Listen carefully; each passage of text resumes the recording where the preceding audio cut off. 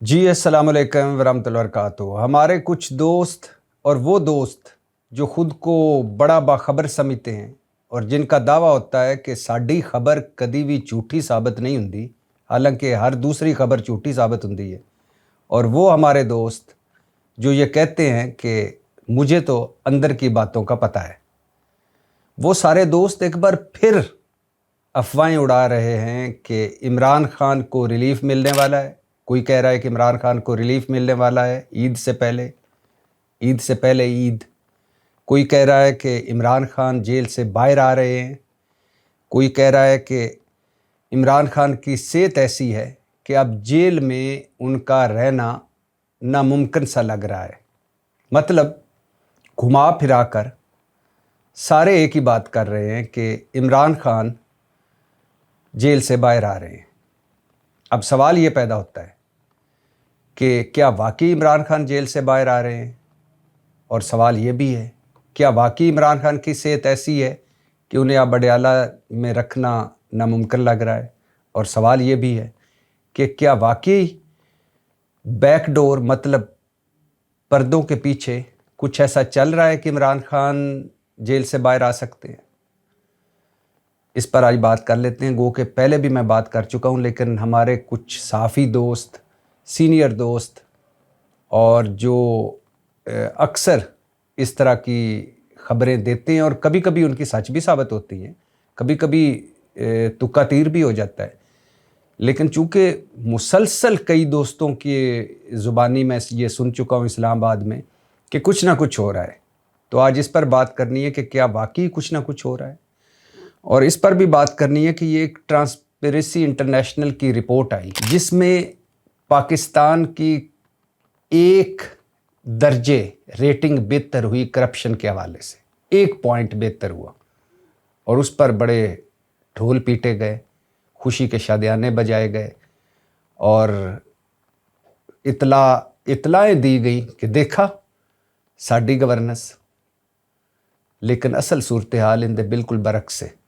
वो सूरत हाल क्या है, इस पर भी बात करनी है, लेकिन इन दोनों मौज़ूआत पर बात करने से पहले दो चार और अहम टॉपिक्स। पहला टॉपिक यही कि साबिक army chief general Qamar Javed Bajwa इस वक्त CMH रावलपिंडी में हैं, ICU में हैं, और जनरल कमर जावेद बाजवा घर में फिसले और उनका सर दीवार पर लगा। हेड इंजरीज़ आई उनको, 3 जगह से हेड इंजरीज़ आई उन्हें।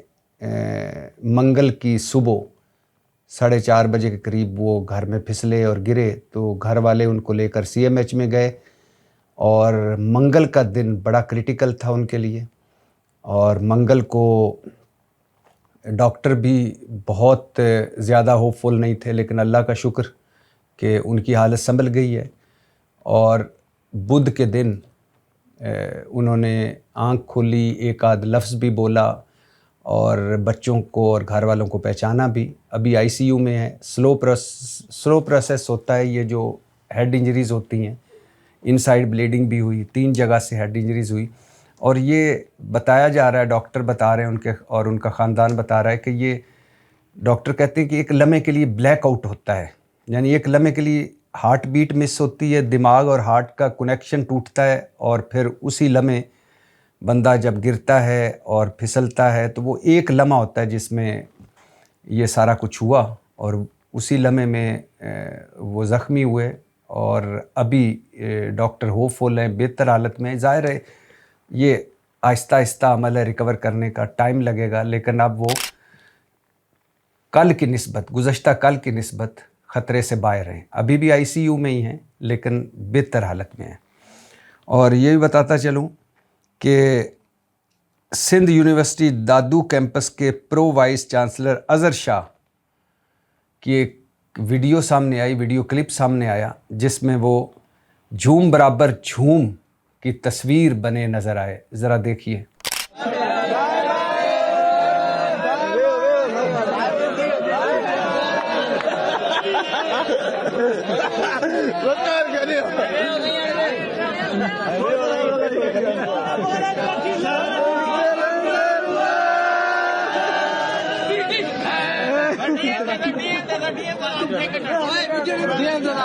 हंगामा है क्यों बरपा, थोड़ी सी जो पी ली है, डाका तो नहीं मारा, चोरी तो नहीं की।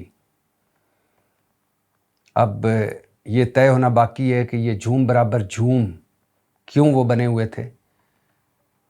थोड़ी सी पी ली थी या वैसे वजद में आए हुए थे, वैसे एक लहर में आए हुए थे, या वैसे झूम रहे थे। लेकिन जो सूरत हाल थी उस पर एक्शन लिया गया है, इन्हें मुअत्तल कर दिया गया है, इंक्वायरी का हुक्म दे दिया गया है और 15 दिन के अंदर रिपोर्ट पेश करने का कहा गया है।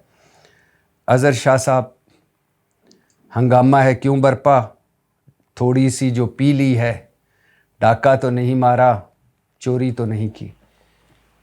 हमारे यहाँ डाके इतने हैं, चोरियाँ इतनी हैं कि इस तरह की जब ख़बरें सामने आती हैं तो लगता है कि बंदा मासूम ही है। लेकिन ज़ाहिर है जिस पोजीशन पे वो हैं और एक तालीमी इदारे को वो रिप्रेजेंट कर रहे हैं, सिंध यूनिवर्सिटी दादू कैंपस के pro vice chancellor Azhar Shah साहब, तो मुअत्तल कर दिए गए हैं। अब वो अपना जवाब देंगे, देखते हैं वो क्या बताते हैं कि इस वक्त वो झूम बराबर झूम क्यों बने हुए थे।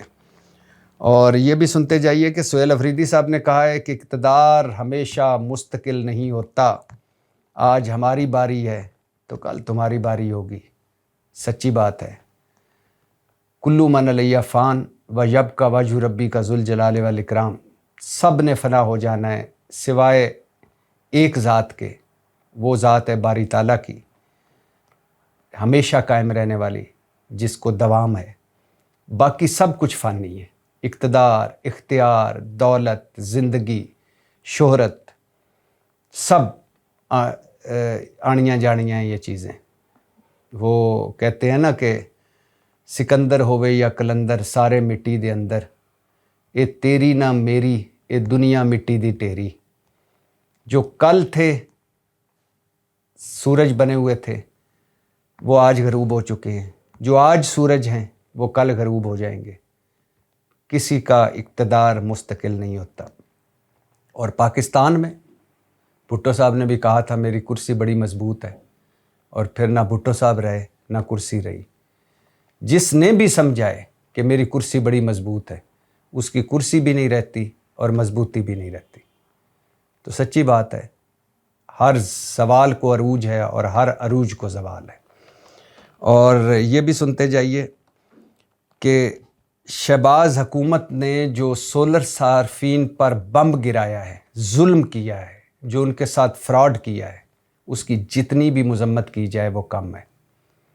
कल शहबाज शरीफ साहब कहा करते थे, जब हमारे पास सूरज है, चमकता दमकता सूरज, और सूरज की तवानाई है, तो हम क्यों अरबों लगा रहे हैं दूसरे बिजली के ज़राए पर। सोलर एनर्जी लाएंगे, आवाम को रिलीफ दिलाएंगे। और ये जो वज़ीर हैं आजकल वाटर एंड पावर, या ये जो तवानाई के वज़ीर हैं अवैस लगारी साहब, ये कल क्या कहा करते थे सोलर एनर्जी को लेकर? ये कहा करते थे कि सोलर एनर्जी ही मुस्तकबिल है हमारा, सोलर एनर्जी आएगी, बिल कम होंगे, आवाम को रिलीफ मिलेगा। और फिर इन्होंने सपोर्ट किया, आवाम को उम्मीद दिलाई।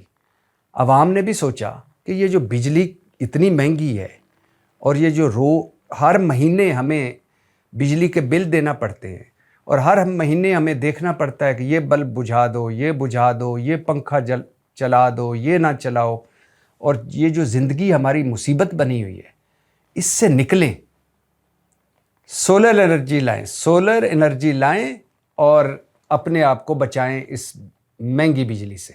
लोग फिर सोलर एनर्जी के पीछे गए, लोगों ने सोलर एनर्जी लगाई और फिर उनकी ज़िंदगी आसान हो गई।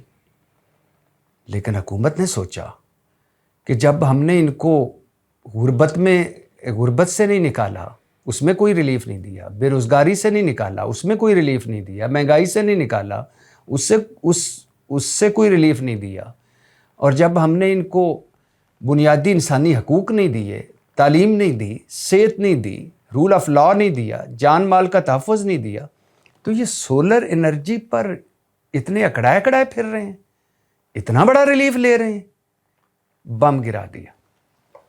اور کل جو کہا کرتے تھے کہ سولر انرجی ہی مستقبل ہے, اور کل جو کہا کرتے تھے کہ سولر انرجی لاؤ بل بچاؤ اور ہمیں یونٹ بیچو, جو آپ سولر انرجی سے جو ایکسٹرا ہے نا آپ کی بجلی بنے گی وہ ہمیں بیچو, پھر انہوں نے بم گرا دیا اور فراڈ کیا لوگوں کے ساتھ, ظلم کیا لوگوں پر اور عوام کش ایک قدم اٹھایا سولر صارفین کے خلاف. اور جو کچھ ہوا وہ آپ کے سامنے ہے. اب سولر انرجی والے جنہوں نے سولر انرجی لگائی تھی وہ سر پکڑ کر بیٹھے ہیں. یقین کریں دنیا بھر میں اتنی ظالم حکومتیں نہیں دیکھیں جتنی ظالم حکومتیں ہم پر آئیں اور گزر گئیں. کہیں بھی یہ عوام کو ریلیف نہیں دیتے, اور اگر انہیں کہیں کوئی سہولت مل رہی ہوتی ہے تو میک شور کرتے ہیں, یقین کرتے ہیں, اس کے پیچھے لگ جاتے ہیں, اور پھر یہ یقین کرتے ہیں کہ یہ اس کو جو عوام کو یا عوام کے ایک طبقے کو یا کسی ایک شہر کو یا کسی ایک دیہات کو یہ جو سہولت ملی ہوئی یہ ہم نے ختم کی ہے اور اب سہولت تو نہیں مل رہی, پکا یقین کرنے کے بعد چھوڑتے ہیں. اوپر 5% جو ہیں وہ اپنے آپ میں سارا کچھ بانٹتے ہیں. UNDP کیا کہہ رہی تھی, پہلے بھی بتا چکا ہوں کہ یہ پاکستان کی حکومتیں $17.25 ارب کی طبقہ اشرافیہ کو, بڑے مگر مچھوں کو سالانہ سہولتیں, مرات اور سبسڈیز دیتی ہیں. ہماری حکومتیں. IMF کیا کہتا ہے, IMF کہتا ہے کہ بڑوں پر ٹیکس لگاؤ یار, آپ تنخواہ دار کو آپ نے مار دیا, مڈل کلاس ختم ہوتی جا رہی ہے, غریب کا جینا مشکل ہو گیا, بڑوں کو طبقہ اشرافیہ کو پکڑو. طبقہ اشرافیہ اور کرپشن نے اس ملک کی ترقی کا گلا گھونٹا ہوا ہے, یہ IMF کہہ رہا ہے. اور IMF کہہ رہا ہے جس کو ہم ولن بناتے ہیں, حالانکہ جس سے ہم نے پیسے لینے ہوتے وہ اپنی شرائط پر پیسے دے گا نا. مثال کے طور پہ آپ نے کسی سے پیسے ادھار مانگے ہیں اور وہ ظاہر ہے اپنی شرائط پہ آپ کو پیسے دے گا. آپ ایک تو پیسے لیں اس سے پیسے لے کر اپنی عیاشیاں کریں اور پھر ولن IMF کو بنا دیں. بھائی کیوں بنائیں بھائی؟ IMF تو کہہ رہا ہے کہ غریب کو ریلیف دو, مڈل کلاس کو ریلیف دو, بڑوں کو پکڑو, لیکن یہاں الٹ ہے. IMF کہتا ہے کہ 6.5% طبقہ اشرافیہ اور کرپشن نے GDP کا 6.5% کرپشن کی نظر ہو جاتا ہے, طبقہ اشرافیہ کی نظر ہو جاتا ہے. زراعت بدترین, ریئل اسٹیٹ انڈسٹری بدترین, سوا ستیاناس. عوام کو ریلیف نہیں دینا, خواہ وہ عوام کسان ہو, گنا اگائے اس کو نچوڑنا ہے, گندم اگائے, چاول اگائے, سبزیاں اگائے اس کو نچوڑنا ہے, اس کو تباہ و برباد کرنا ہے. عوام کو ریلیف نہیں دینا. اوپر 5% یہ ایک دوسرے کو ریلیف دیتے رہتے ہیں. یہ کون ہے نجی بجلی گھر ڈاکے والے؟ اس حکومت نے بجلی چوری کے حوالے سے کچھ نہیں کیا. اس حکومت نے جو بجلی ضائع ہوتی ہے اس کے حوالے سے کچھ نہیں کیا. اس حکومت نے جو بجلی مفت استعمال کرتے ہیں ان پر ہاتھ نہیں ڈالا. اس حکومت نے نجی بجلی گھر ڈاکوں پر ہاتھ نہیں ڈالا. ڈائریکٹ انہوں نے بم گرایا سولر صارفین پر کہ یہ غریب کیوں سہولتیں لے رہے ہیں اور یہ غریب کیوں چین کا سانس لے رہے ہیں. ڈاکوؤں کو نہیں پکڑا, چوروں کو نہیں پکڑا. جو لوگ سولر انرجی یا سولر پلیٹس لگا کر سستی بجلی کی خواب دیکھ رہے تھے انہوں نے کہا کہ نہ, آپ کو یہ ہم نے سہولت نہیں لینے دینی. تو لہٰذا ایک بم گرایا سولر صارفین پر. اور میں اکثر کہتا ہوں کہ جب تک یہ لوگ مسلط ہیں ہم پر تب تک ساڈا کوئی حال نہیں جے. وجہ سمپل, سادہ, آسان لفظوں میں کہ یہ ہم میں سے نہیں ہیں, نہ ہم ان میں سے ہیں. اور ان کی اگلی نسل جنہوں نے اب ہم پر حکمرانیاں کرنی ہیں, وہ بلاول بھٹو صاحب ہوں, مریم نواز صاحبہ ہوں, آصفہ بھٹو صاحبہ ہوں, انہوں نے تو ایک لمحہ ہم غریبوں میں نہیں گزارا ہوتا, نہ گزارا ہے. کبھی بلاول گیا ہے کسی سستے بازار؟ کبھی مریم نواز صاحبہ نے اپنے گھر کا بجٹ بنایا ہے؟ کبھی آصفہ بھٹو صاحبہ کو پتہ ہے کہ میرے گھر میں, ان کے تو گھر بھی بہت سارے ہیں, کس گھر میں کتنی بجلی آتی ہے, کتنی بجلی خرچ ہوتی ہے, کتنا بل آتا ہے؟ یہ ہم میں سے نہیں، یہ لوگ، ان کی 6 بر اعظموں میں جائیدادیں ہیں، ان کی اولادیں باہر، جائیدادیں باہر، پوشاکیں باہر، خوراکیں باہر، یہ صرف یہاں حکمرانیاں کرنے آتے ہیں۔ ان کی صرف تقریروں اور بیانوں میں ہم ہیں، عوام عوام عوام، باقی کچھ بھی نہیں ہے۔ تو سولر صارفین پر جو بم گرایا اس حکومت نے، وہ قابل مذمت ہے، شرمناک ہے اور افسوسناک ہے۔ اور یہ بھی سنتے جائیے کہ کراچی سے جو پاکستان تحریک انصاف کے MNA فہیم خان اور کراچی کے PTI کے صدر راجہ اظہر کی کچھ تصاویر سامنے آئی ہیں، دیکھی نہیں جاتی۔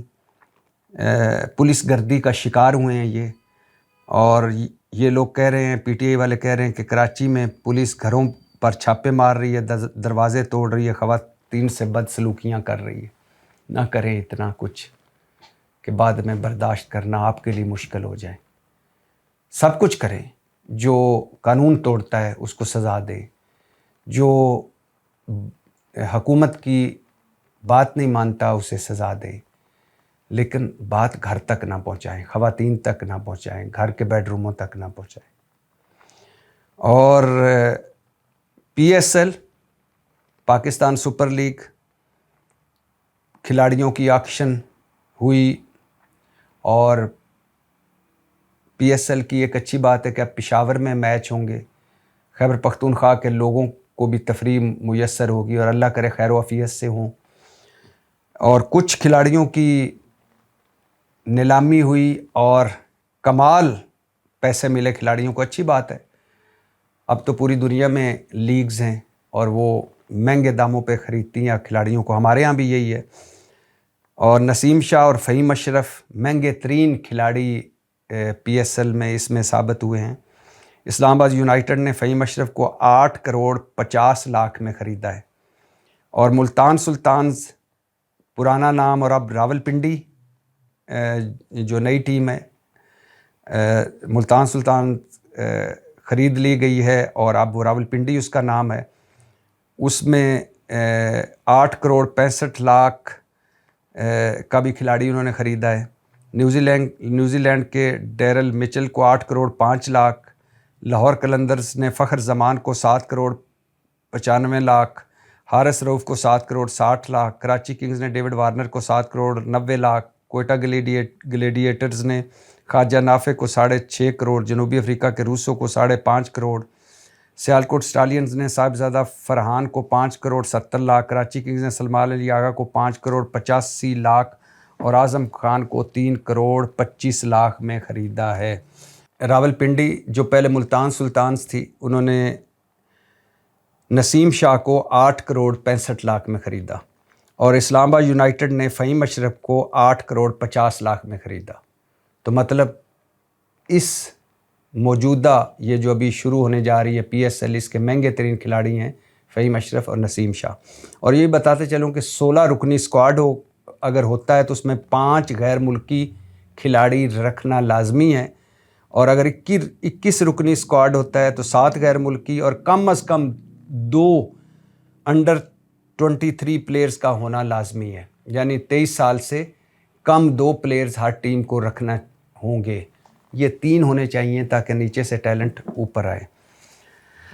اور اب واپس آتے ہیں اپنے موضوعات پر، اور پہلا موضوع وہی کہ ہمارے خبری لوگ، ہمارے خبر رساں دوست، ہمارے صحافی، ہمارے وہ لوگ جو کہتے ہیں ساڈی خبر کدی جھوٹی ثابت نہیں ہوندی، وہ کہہ رہے ہیں کہ عید تو پہلا عمران خان نو ایک بڑا وڈا ریلیف ملن والا ہے، عمران خان جیل تو باہر آ رہے ہیں، اور لگ انج رہا ہے کہ عمران خان دی صحت وجہ بنی ہے عمران خان دی جیل تو باہر آنے، یعنی عمران خان دا جیل تو باہر آنا وجہ عمران خان دی صحت۔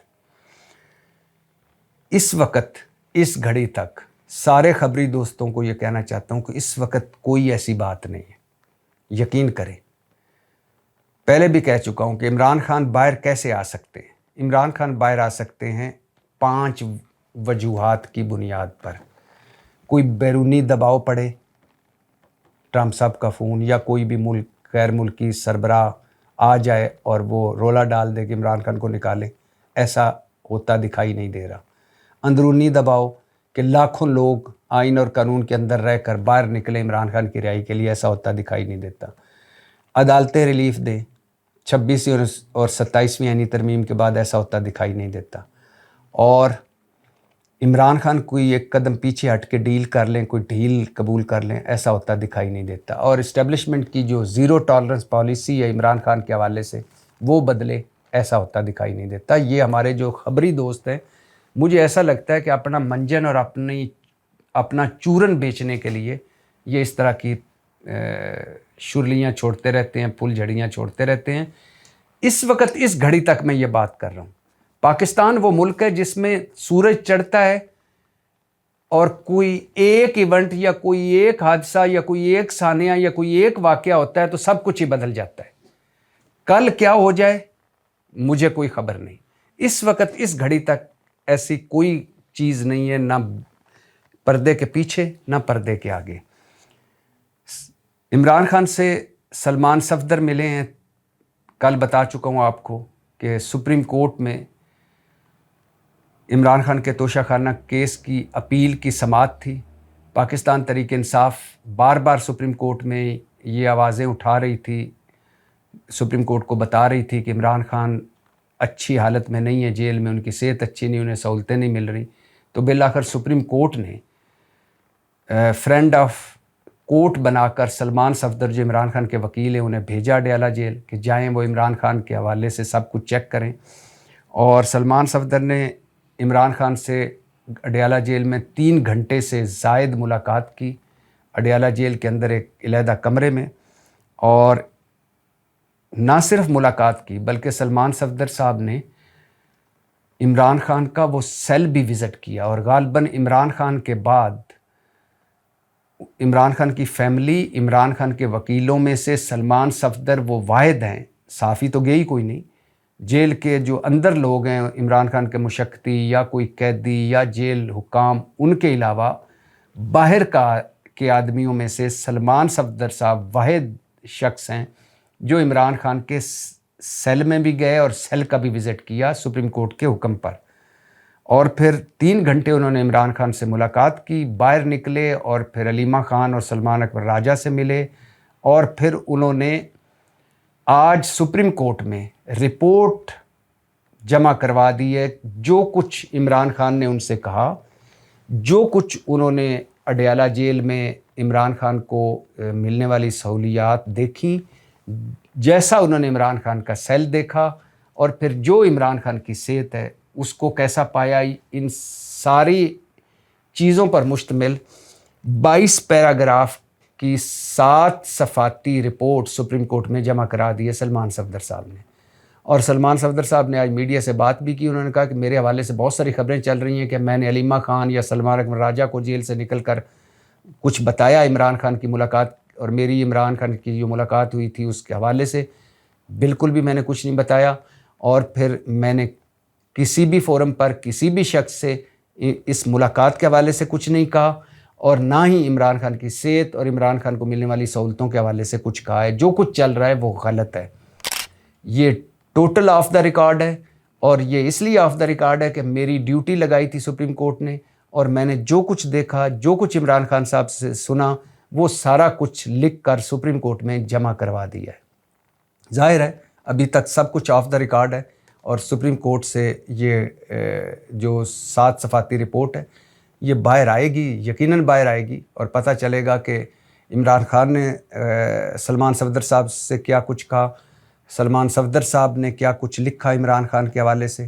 اور کیا دیکھا وہاں عمران خان کے سیل میں، اور عمران خان کی صحت کیسی ہے، اور ان کو ملنے والی سہولتیں کیا کیا ہیں، کم ہیں، زیادہ ہیں، وہ قید تنہائی میں ہیں یا روٹین میں جیل گزار رہے ہیں، ان کو ٹی وی ملا ہوا ہے، اخبارات مل رہے ہیں، ان سے کوئی بات چیت کرتا ہے، ان کو سیل سے باہر نکلنے کی، واک کرنے کی، ایکسرسائز کرنے کی، یا دھوپ میں یا چھاؤں میں بیٹھنے کی اجازت ہے، اور عمران خان کیا سوچتے ہیں، عمران خان کیا کہتے ہیں، اور عمران خان نے کیا کہا ہوگا سپریم کورٹ کے چیف جسٹس صاحب کے لیے اور عدلیہ کے لیے، اور باقی معاملات پر عمران خان نے کیا بتایا سلمان صفدر صاحب کو، یہ 22 پیراگراف کی 7 صفحاتی رپورٹ میں موجود ہے سب کچھ، जो सुप्रीम कोर्ट में जमा करवाई जा चुकी है।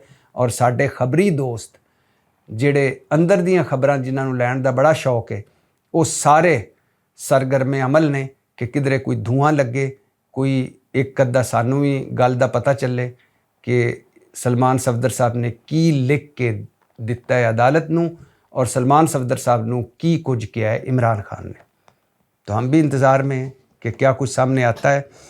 वापस आते हैं अपने आखिरी मौजू पर, और ट्रांसपेरेंसी इंटरनेशनल की एक रिपोर्ट आई है, और उस रिपोर्ट के मुताबिक पाकिस्तान की करप्शन में 1 पॉइंट की बेहतरी आई है। और इस गल ते हुकूमत खुश सी। हुकूमती तर्जमान सानू दस रहे सन कि तुसी बड़े करप्शन करते हो, वेखो साड़ी 1 पॉइंट की बेहतरी आई है। जदों ये रिपोर्ट में पढ़ी तो पता चलिया कि चीज़ां तो इनके बिल्कुल उल्ट ने। असी फिलहाल जो कुछ साडे मुल्क करप्शन हो रही उन्होंने भुल जाने हैं, जो कुछ करप्शन हो रही उन्होंने भुल जाने हैं। यानी साडे मुल्क करप्शन का यह लैवल है कि इस सतह पर करप्शन है कि कुछ अरसा पहले तुहानूं पता है बलूचिस्तान के सैकटरी फाइनांस के घरों इतने नोट निकले सन कि वो मशीन मंगवाई गई सी नोट गिनने वाली, लोग थक गए सन नोट गिन के। और फिर कोस्तान स्कैंडल जिहड़ा है खैबर पख्तूनख्वा दा, इहदे विच एक डंपर ड्राइवर ने नैब नाल प्ली बारगेन की, यानी समझौता किया, और 4.25 अरब रुपए नैब नूं दिते और अपनी जान छुड़ाई। डंपर ड्राइवर और एक क्लर्क के घरों 29 करोड़ निकलिया। और फिर इमरान खान दौर में सिंध की एक बड़ी शख्सियत उस बड़ी शख्सियत से 2 अरब निकले, बड़ी शख्सियत नस गई। और फिर किसी दे घरों इतना सोना निकलिया कि बंदे हैरान रह गए, किसी दे लॉकर चू इतनियां कीमती घड़ियां निकलियां कि बंदे हैरान रह गए, किसी दे तहखाने चू इतने पैसे निकले कि बंदे हैरान रह गए। यकीन करो ਜਿਹੜੇ लुट्टन वाले सन, ਜਿਹੜੀਆਂ ਜਿਉਂਕਾਂ सन, अज वो फिर लुट रही हैं, अज और फिर साडा खून चूस रही हैं। और ਜਿਹੜੇ फड़न वाले सन वो सारे खुद फड़े गए जे। तो ये जिहड़ी रिपोर्ट है ये ट्रांसपेरेंसी इंटरनेशनल दी, इनदे विच 100 नंबर ने टोटल, और पाकिस्तान नूं कितने नंबर मिले ने? 28। जदों साडा ज़माना सी असीं पढ़दे सी ते 33 नंबरां वाला पास हुंदा सी, और अगर 28 हुंदे सन नंबर, 29 हुंदे सन तो 3-4 नंबर रियायती मिल जाते सन और पास हो जाइदा सी। हुण दी जिहड़ी पढ़ाई उहदे विच तां लोग 90-100 चों 90 नंबर लैके भी रो रहे होंगे ने बच्चे, हाय मेरे नंबर कम आए। साढ़े 50 तो उत्ते आते सन तो असी छाला मारते सन, वाह जी वाह इतने नंबर। तो 100 में से 28 नंबर मिले हैं हमें करप्शन में।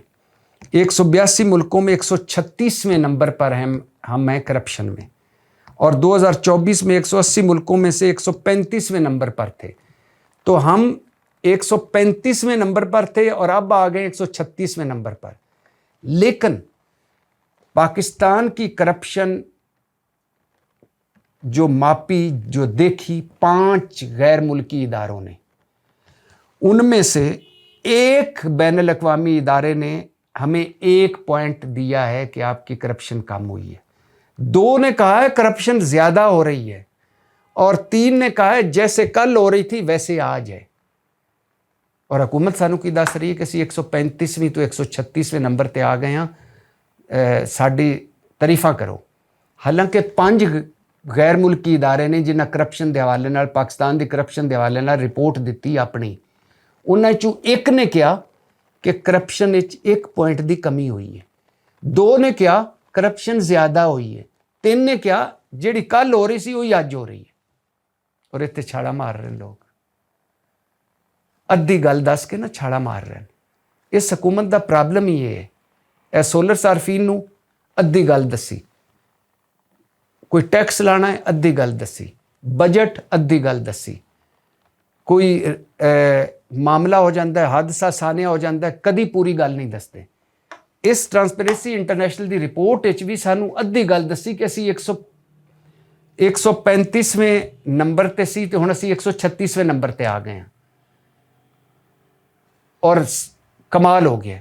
हालांकि 5 गैर मुल्की इदारियां ने साडी करप्शन नूं वेख्या ਉਹਦੇ 'ਚੋਂ ਇੱਕ ਇਦਾਰੇ ਨੇ ਕਿਹਾ ਕਿ 1 ਪੁਆਇੰਟ ਦੀ ਕਰਪਸ਼ਨ ਦੀ ਕਮੀ ਹੋਈ ਹੈ, 2 ਨੇ ਕਿਹਾ ਕਰਪਸ਼ਨ ਜ਼ਿਆਦਾ ਹੋਈ ਹੈ, 3 ਨੇ ਕਿਹਾ ਕਿ ਜਿਤਨੀ ਕੱਲ ਹੋ ਰਹੀ ਸੀ ਉਤਨੀ ਅੱਜ ਹੋ ਰਹੀ ਹੈ। ਇਹ ਹਾਲ ਜੀ ਹਕੂਮਤ ਦਾ, ਜਿੰਦੇ ਤੋਂ ਤੁਸੀਂ ਤਵੱਕੋ ਕਰਕੇ ਬੈਠੇ ਹੋ ਜਾਂ ਜਿੰਦੇ ਤੋਂ ਕੋਈ ਉਮੀਦ ਲਾ ਕੇ ਬੈਠੇ ਹੋ ਕਿ ਸਾਨੂੰ ਰਿਲੀਫ ਦੇਗੀ। ਇਹ ਰਿਲੀਫ ਕੀ ਦੇਗੀ? ਇਹ ਤਾਂ ਅਗਲਾ ਰਿਲੀਫ ਵੀ ਤੁਹਾਡੇ ਕੋਲ ਲੈ ਰਹੀ ਹੈ, ਕਿਉਂਕਿ ਤੁਹਾਡੇ ਕੋਲ ਰਿਲੀਫ ਲੈਗੀ ਤੇ ਆਪਣੇ ਆਪ ਨੂੰ ਦੇਗੀ ਨਾ। ਸਾਡਾ ਸੋਲਰ ਸਿਸਟਮ ਔਰ ਸਾਡੀ ਸੋਲਰ એનર્ਜੀ ਵੀ ਇਹਨਾਂ ਨੂੰ ਇੱਕ ਅੱਖ ਨਹੀਂ ਭਾ ਰਹੀ। ਐਵਾਨ ਸਦਰ ਦਾ ਬਜਟ बढ़ ਗਿਆ, ਵਜ਼ੀਰ ਆਜ਼ਮ ਹਾਊਸ ਦਾ ਬਜਟ बढ़ ਗਿਆ, ਜੱਜਾਂ ਦੀ ਸਹੂਲਤਾਂ ਔਰ ਮਰਾਤ बढ़ ਗਈਆਂ, ਬਿਊਰੋਕਰੇਟਾਂ ਦੇ ਜਿਹੜੇ ਖਾਂਚੇ ਲੱਗੇ ਨੇ ਪੈਟਰੋਲ ਬਿਜਲੀ ਉਹਨਾਂ 'ਚ ਇਜ਼ਾਫਾ ਹੋ ਗਿਆ, ਵਜ਼ੀਰਾਂ ਦੀਆਂ ਤਨਖਾਹਾਂ बढ़ ਗਈਆਂ, ਮੈਂਬਰਾਂ ਦੀਆਂ ਸੂਬਾਈ ਔਰ ਕੌਮੀ ਅਸੈਂਬਲੀ ਔਰ ਸੈਨੇਟ ਦੇ ਮੈਂਬਰਾਂ ਦੀਆਂ ਤਨਖਾਹਾਂ ਵੱਧ ਗਈਆਂ।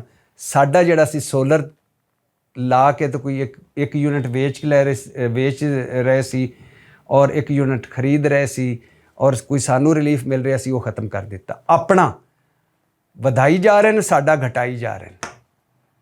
ਇਹ ਜੇ ਪੀਪਲਸ ਪਾਰਟੀ ਔਰ ਮੁਸਲਿਮ ਲੀਗ ਦੀ ਨੂਨ ਦੀ ਹਕੂਮਤ, ਇਹ ਜੇ ਇਹਨਾਂ ਦੀ ਜਮਹੂਰੀਅਤ ਔਰ ਇਹ ਜੇ ਇਹਨਾਂ ਦੀ ਅਸਲੀਅਤ। ਪਾਕਿਸਤਾਨ ਜ਼ਿੰਦਾਬਾਦ।